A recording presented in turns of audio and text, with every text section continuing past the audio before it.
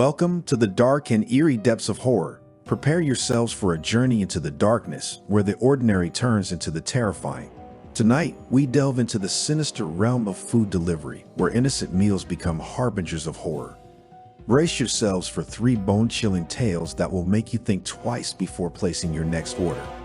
Are you ready to face the darkness that lurks beyond your doorstep? Say hello, creepy man, in the comments. Subscribe and hit the notification bell right now, or be ready to face the creepy man in your dreams. I used to deliver for Uber Eats. I was having trouble paying off my student loans, so I was hustling to make whatever cash I could. I still lived with my parents at the time. It was late at night. I was picking up an order from some fast food place in Wilmington, North Carolina, and delivering to some house about 20 minutes away. I often did late night deliveries and Uber rides because the pay was higher, and I could bang out more deliveries and rides without traffic. I was already en route to the address. I was leaving the more populated residential area of Wilmington and heading in the direction of the quieter part with all the forest and farms. Most of the roads over there were pitch black and void of any other cars at that late hour. I turned off the main road onto a side road with a dead-end sign. This was the road the directions were taking me where the address was. I was brought to the last house on this road. The lights to almost every little house on the stretch were off. It was just pitch black, even the house that I was supposed to be delivering the food to. I had to keep my car headlights on just to even see, and just so I wouldn't trip on anything. I also was using my flashlight on my phone to navigate my way to the porch of this house. I even felt the overgrown grass rubbing on my shins as I walked to the front door. This didn't feel right. I pressed the doorbell button, but didn't hear a ring, so I knocked. The customer had their delivery preference to be contact delivery, which means I'd have to actually physically hand it off to him or her. I messaged the customer that I'm at the front door and asked him if he could confirm the address. He read it right away and responded, "Give me a second." I replied, "Okay." He read it. I waited in the dark, looking at the windows of the house, waiting for a light inside to turn on. I was thinking there's no way this is the right house. I followed up again, asking him if he could type out his address. He started typing. It took a while before he sent a message saying, "I see you. You're at the right house." The next thing I realized was that there were no cars anywhere. This was making no sense. I asked the customer to confirm what kind of car he sees outside. He replied that he sees my light. Well, that pretty much confirmed that I was at the correct address, but it didn't make this any less sketchy. I started to just inch away from the door to the house just because I didn't want to be on top of it as they opened the door. But the door never opened. No matter how many times I messaged the customer on the Uber Eats app, I was starting to suspect this was some kind of scam to get free food. Then I heard a voice come from outside in the darkness surrounding me. It was a male's voice calling, "Over here." I started to wave my flashlight all over the place, trying to reveal whoever just said that. I said out loud, "I'm leaving the food on the front porch over here." I didn't know who I was talking to, nor could I see them. I was terrified I was about to be attacked, so I walked back to my car, not trying to draw attention by running. When I got to my car, I heard this distinct air leaking sound that I could immediately recognize to be the sound of air leaking from a slashed tire. I took a look and saw that both the tires on the left side of the car were slashed and leaking air. I could only assume in the moment that the two tires on the right side had also been slashed. I got into the car and locked the doors first. All four tires showed low tire pressure warnings on the dash. Panic started to set in. I was deciding on whether to call the police and wait in the car or making a run for it into the dark to a nearby house. I was about to pick the second option. I turned off the headlights on my car and was about to get out of the car, but I noticed someone standing outside my window. I screamed my soul out, and then I realized that there was at least 4 people standing outside of my car, one at every window. They all had on masks covering their faces. I was surrounded. One of them yelled at me to get out of the car now. I didn't know if one of them had a gun or not, and I knew that if they did, by the time I turned on the car and attempted to drive away with 4 flats, I'd have been shot dead already. I yelled through the window asking if they're just looking to rob me, and one of them said if I gave them everything on me, they'd let me go. I agreed to do so and unlocked the door. The second I did, the guy outside my door opened it and forcefully pulled me out. At this point, I was beaten and kicked by at least 3 of the guys. They grabbed everything off of me: my smartwatch, my shoes, my wallet, my phone, and even some things out of my glove compartment in my car. I was left on the ground as however many men there actually ran away into the darkness, and I was alone. I blacked out from here. And the next thing I remember is waking up probably half an hour later, still laying on the grass next to my car they'd stolen, even my keys. I managed to get up and navigate myself to the nearest source of light I could find in the distance, which was a small house all the way up the street, closer to the main road.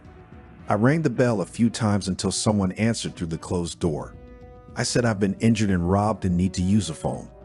Luckily, the woman was willing to help and allowed me to use the phone to call the police, and then to call roadside assistance to have my car towed. Lastly, I called my dad. After the police showed up, I was taken back to my car, and they did a short investigation and took as much information as I could give them.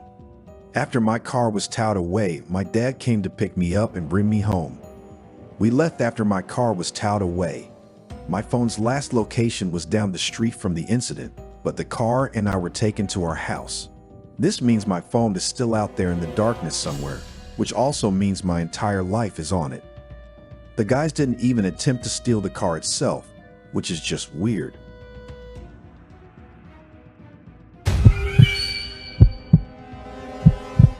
I'm currently 20 years old, although at the time of the story, I was 19. I live in Newark, Delaware, a usually small and quiet town. That is, until college season rolls around in the fall and spring. Newark is home to the University of Delaware, which is a large and widely respected school in the U.S. It also has a reputation for being a big party school, so when the college kids arrive, things get a lot more lively. Anyway, I work as a bicycle delivery guy at Jimmy John's, a job I still work as of me telling this story. This event took place during the Tuesday or Wednesday night in the spring. It was either late April or early May, I can't remember exactly. It was my typical 7 p.m. to 2 a.m. shift. The Jimmy John's I work at is open until 2 on the weekdays and 3 on the weekends. This means we're one of the few places still open in town aside from the bars. So a lot of drunk college kids storm the place wanting to order. Needless to say, it gets pretty hectic. Deliveries would pop up like crazy too, which did get very annoying, but it meant a lot of tips, so I always put up with it. This was my last night working the shift, and just as 2 a.m. was about to roll around, one last delivery came in, and I was next in line to take it. This annoyed me as I just wanted to end my shift and go home to get some sleep. I sucked it up and took the delivery since I didn't have a choice. I knew the street by heart and knew where to go immediately. I should mention the reason we do bicycle deliveries is that the roads tend to be busy sometimes during college season. So using bicycles sometimes allows us to do deliveries faster.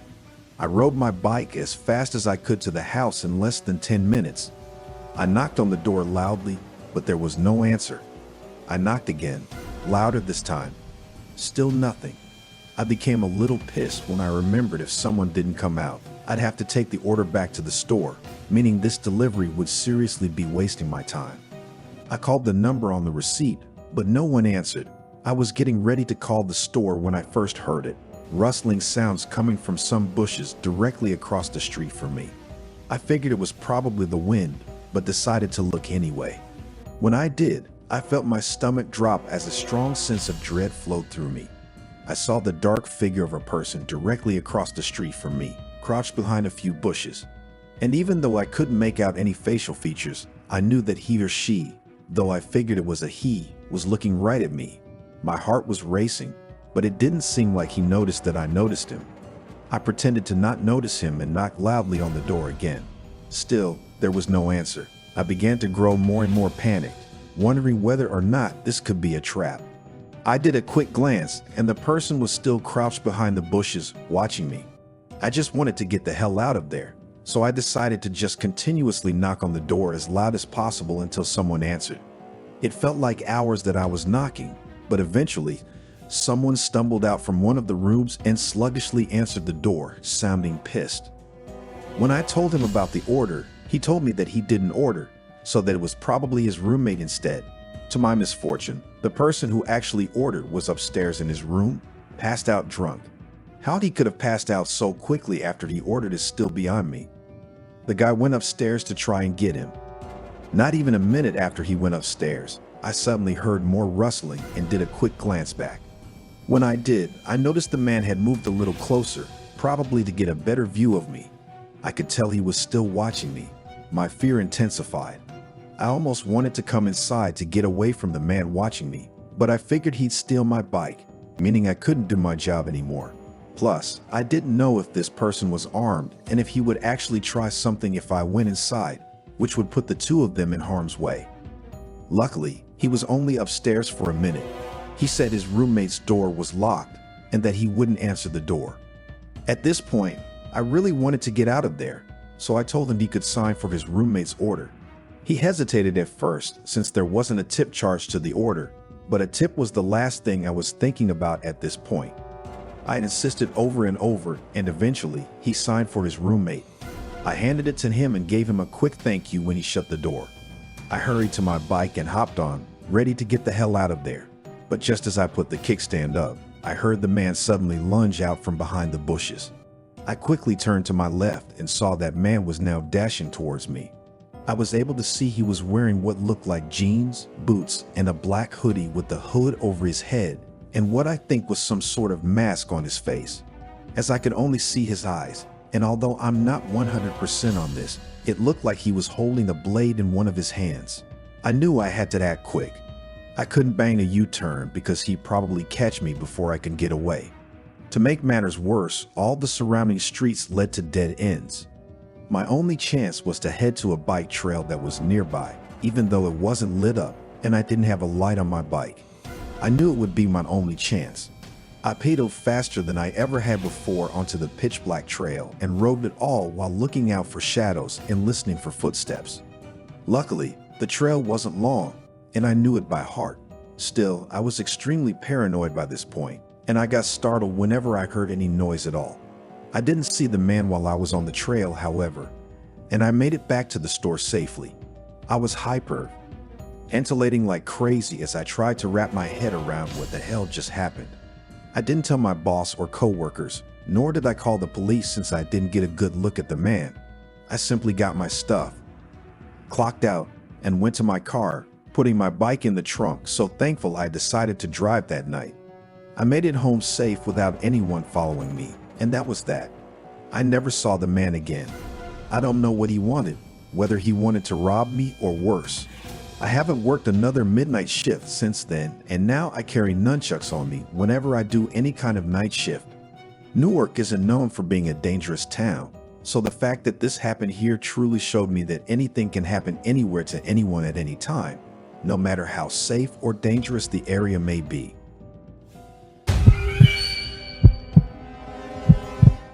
It was supposed to be one of, if not the last delivery of the night for me. I was working at this pizzeria called Leonardo's. One of my bosses, Frank, was on the night shift with me. He would choose who does what delivery. We got an order for a couple of regular pizzas. He gave me a piece of paper with the address on it and the person's phone number. This was in 2009. I didn't have a cell phone that had GPS, just a bare-bones flip phone. I also didn't have one of those Garmin GPSs. I still had to use an old-school book of maps to find my way around when doing deliveries. The name of the street that this house I was doing my last delivery for was something along the lines of Willows Road. I can't remember the house number, nor do I remember the name given for the order, but I do remember having the hardest time finding the place. It was in this really rural town with nothing but woods, farmland, and more woods. The lack of streetlights also didn't help. I had to pull over a few times and turn on the interior lights as I checked the map again. It was a very stress-inducing situation. Whenever I couldn't find a house, I was on a very quiet, dark, and confusing road. When I decided to just call the number on the paper my boss gave me, the phone rang a bunch of times.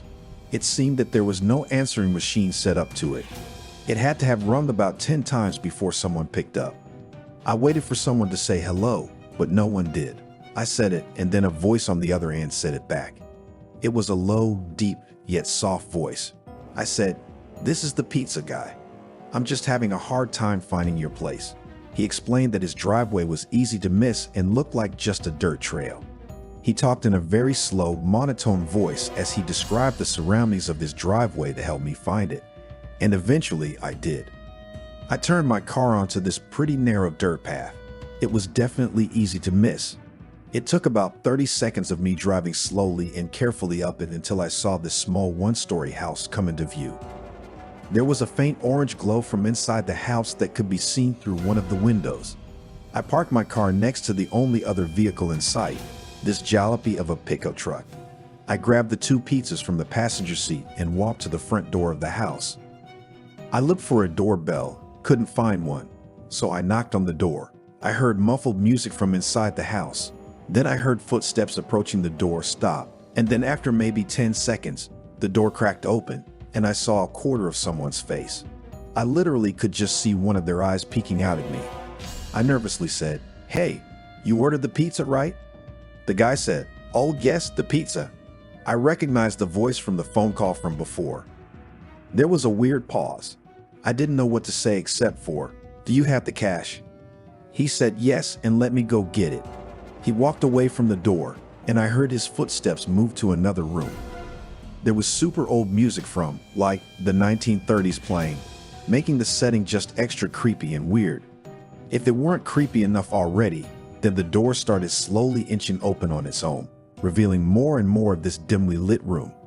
Everything about the interior of this place seemed super old. There were metal sheets on the floor, presumably covering holes in the floor. The couch looked like it was from a different century. Hell, all the furniture did.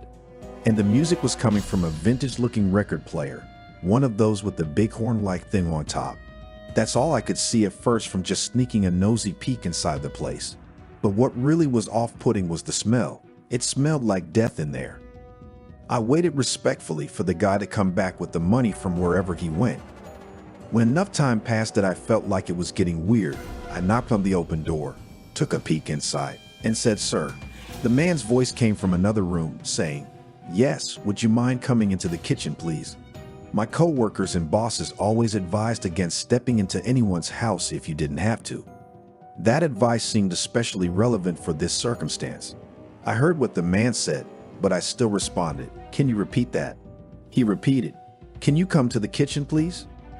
I stepped inside, and I honestly felt like my feet were going to crash through the floor.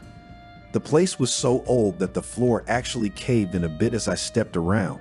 The house was very linear. I looked to the right and saw the entrance to the kitchen where his voice was coming from. I looked to the left, and there was a narrow hallway which had a bunch of doors on the right side. At the end of the hallway, there was this guy with his back to me, slowly dancing in the creepiest way imaginable. The man was feeling himself. I don't mean he felt confident. I mean he was literally feeling his body as he moved in this really off-putting way. In any other circumstance, I would laugh, but I was downright disturbed by what kind of house I just walked into. I turned away and looked to the kitchen, still holding these 2 pizza boxes. I took a few steps toward the kitchen before I even noticed the person peering around the edge of the wall separating the kitchen from the living room. It was that man's face again, still only showing like a quarter of his face, just one of his eyes creepily peering at me. The only thoughts I had in this moment were, what the? And should I just leave? I repeated what I said at the front door moments ago, asking him again if he has the cash. The man didn't respond. He started to just giggle, or I don't even know what I'd call it, because the laugh was so deep and pitchy. But it was so subtle and soft. Then he called out Randall in a startlingly loud voice, much louder and more commanding in tone than his previous soft-spoken monotone voice. I was at my limit of how much weirdness I could take. I turned around and started walking back to the front door, and as I took a look down the hallway as I was about to walk outside, I noticed that guy who was dancing seconds ago was now simply just standing there, looking back at me. I left through the front door and closed it behind me. I hurried back to the car. For some reason, still holding the pizzas, I threw the pizza boxes in the passenger seat and got back in the car as quickly as possible. As I was backing my car up to clear the pickup truck next to it so that I could just do a 3-point turn, I did look back at the house, and the door was fully open again. My heart started beating even quicker at the thought that one of them was outside my car, about to attempt to open one of the doors. Maybe they were, and I'll never know, but I managed to get my car down that dirt driveway and back onto the road. I had to return to the pizzeria. I called Frank to let him know what happened. He wasn't mad at me. When I got back to the pizzeria, everyone left. When I told them what happened, I can honestly see how it sounds like a funny situation when explaining it to others, but it was not funny in the moments. Whatever was going on in that house wasn't normal, and I don't think they had any intentions of buying pizza. I'd had multiple dreams where I would see that man's face just peeking around from behind a wall. After that, I didn't enter anyone's houses or apartments while doing deliveries. Thank you for joining us on this journey into the unknown. Remember, the next time you hear a knock at your door, it may not be the delivery you expected. Stay vigilant, for the shadows hold secrets that may never see the light of day. Until next time, sweet dreams, if you dare.